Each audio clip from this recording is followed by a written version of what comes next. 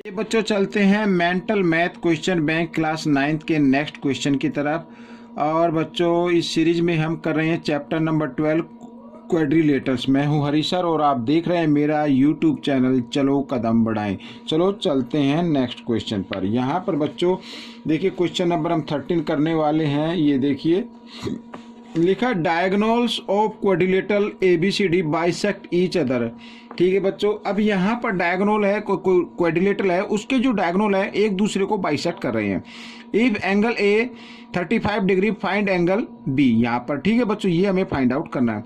अब मैं आपको एक चीज बता देना चाहता हूँ कि जो किसी भी क्वाड्रिलेटरल के अगर डायगोनल बाइसेक्ट करते हैं एक दूसरे को तो समझो वो क्या है, पैरेललोग्राम है। ठीक है बच्चों, ये चीज आपको याद रखनी है। आइए करना शुरू करते हैं। यहाँ पर तो इस क्वेश्चन को भी मैंने यहाँ पर पहले से लिख के रखा हुआ, आइए मैं आपको दिखा देता हूँ। ये देखिए, ठीक है। अब हम करते हैं इस क्वेश्चन को। यहाँ पर लिख लेता हूँ मैं पहले, since the diagonals of quadrilateral, ठीक है, bisect each other,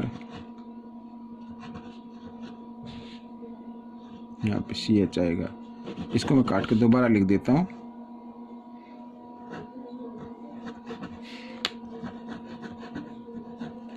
each other, ठीक है, that means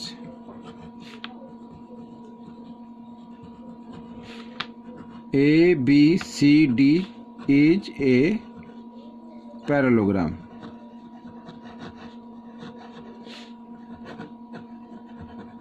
ठीक है, ये क्या है, पैरेललोग्राम हो गया।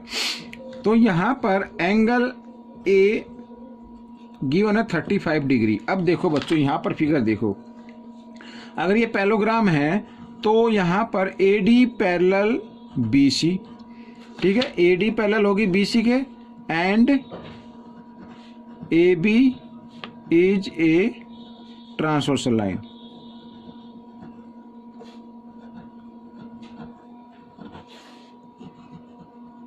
ये एक ट्रांसवर्सल लाइन हो गई। तो यहाँ पर बच्चों angle A plus angle B is equal to 180 degree. ये आप देख रहे हैं A और B की वैल्यू क्या होगी, 180 डिग्री। क्यों होगी, interior angle of same side of the transversal line. यहाँ पर मैं लिख देता हूं, interior angle of same side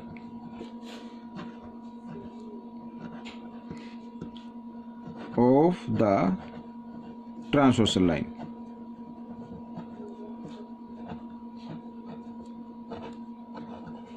ठीक है बच्चों, यहाँ पर तो अब A की वैल्यू है बच्चों 35, B की हमें फाइंड आउट करनी है, तो इक्वल टू 180।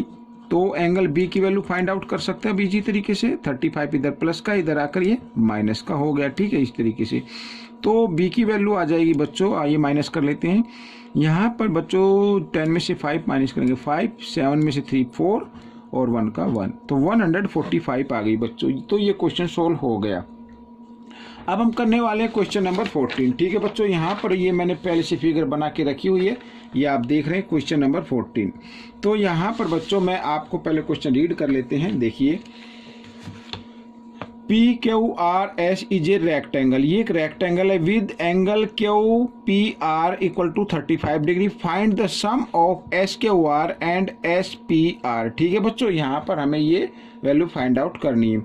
अब आपको ध्यान देना है कि ये क्या है, रेक्टेंगल, और रेक्टेंगल का ईच एंगल 90 डिग्री का होता है। साथ ही इसके जो डायगोनल्स होते हैं वो लेंथ में इक्वल होते हैं और बाइसेक्ट भी करते हैं। ठीक है बच्चों, आइए करना शुरू करते हैं। यहाँ पर अब लिख लेते हैं PQRS इज ए रेक्टेंगल। ठीक है, तो we know that the diagonals of rectangle are equal in length and bisect each other।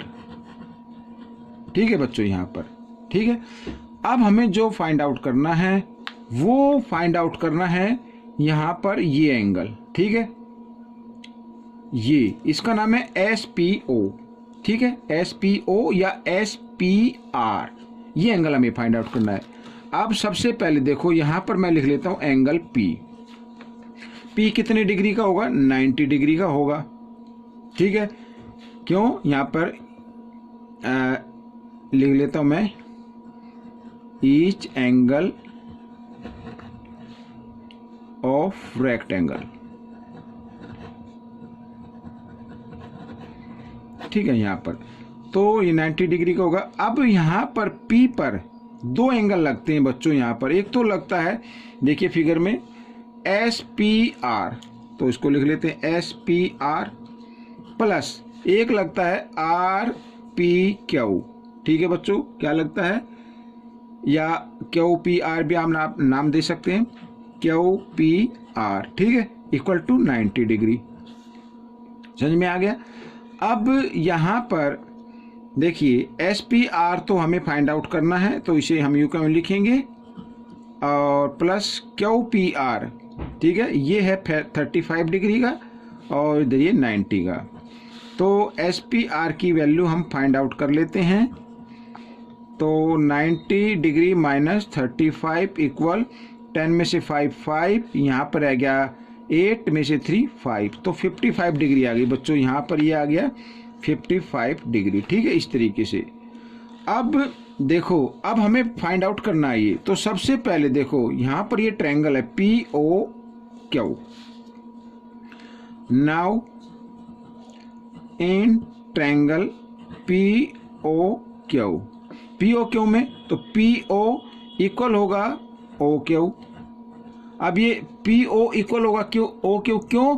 क्योंकि जो डायगोनल होते हैं ना रोम्बस के, ये यानी PR और SQ, ये लेंथ में क्या होंगे? इक्वल होंगे और बाइसेक्ट भी करते हैं। मान लीजिए PO, ये जो PR है और SQ है, ये O पर बाइसेक्ट करे, तो इसका मतलब PO इक्वल होगा OQ के। क्यों? क्योंकि जब PR इक्वल है SQ के, तो इनका हाफ भी तो इक्वल होगा ना, तो PO इक्वल होगा OQ के। यही मैंने लिखा है, ठीक है। यहाँ पर अब इस ट्रायंगल में दोनों साइड इक्वल हैं, तो इसका मतलब इसके अपोजिट एंगल भी क्या होंगे? इक्वल होंगे। यहाँ पर मैं लिख देता हूँ एंगल OPQ। OPQ इक्वल होगा एंगल OQP, एंगल OQP, ठीक है। और ये इक्वल होगा बच्चों 35 डिग्री। क्यों? क्योंकि 35 का, तो ये भी क्या, कितने का आ जाएगा? 35 डिग्री का आ जाएगा। समझ में आ गया? यहाँ पर मैं लिख देता हूं opposite angles of equal side, ठीक है, ये आ गया। अब ये 35 का आ गया, तो इसका मतलब यहाँ पर एंगल ये Q, ये एंगल Q कितने डिग्री का है बच्चों? 90 डिग्री का है। मैं आपको फिगर दिखाता हूँ, ये देखिए, ये 90 डिग्री का है, क्योंकि each angle of rectangle 90 degree होता है, ठीक है। ठीक इसी प्रकार हमें यहाँ पर Q पर दो एंगल लगते हैं। एक तो ये लगता है बच्चों यहाँ पर RQS, या नाम दे सकते हैं आप इसको SQR, और दूसरा लगता है PQS या SQP, ठीक है बच्चों। तो हम इस तरीके से इसको लिख लेते हैं। यहाँ पर एंगल एक तो है PQS और प्लस दूसरा एंगल SPQR, ठीक है बच्चों, या